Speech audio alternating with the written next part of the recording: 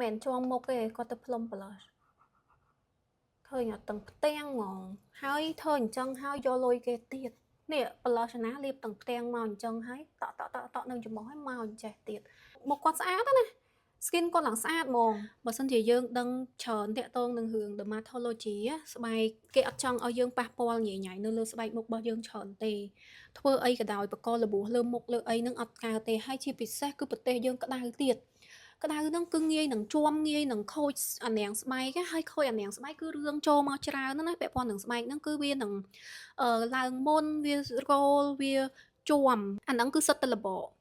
មួយរយៈមុនឃើញគេចង់បានមុខសគេទៅដាក់ BB cream យកមកដើមមកចូលឡើងជួមមុខឡើងខូចអានាងស្បែកអស់មកកណយឥឡូវទៅផុតទៅមកចូល trend blush នេះ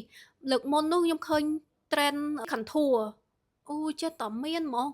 ទៅទិញ blush លាបទៅស្រឡាញ់ពណ៌ណាលាបពណ៌ហ្នឹងទៅហើយការដែលទៅសាក់ទៅអីហ្នឹងវាអត់បាន flush ចេញមកដូចយើងលាប blush នេះខ្ញុំលាបដែរតាឃើញក្រហមវារៀងសាចតន្តិចអញ្ចឹងវាអត់បានធម្មជាតិអញ្ចឹងទេគឺវាផ្ទាំងហ្នឹងហ្មងហើយសំខាន់គឺខូចស្បែក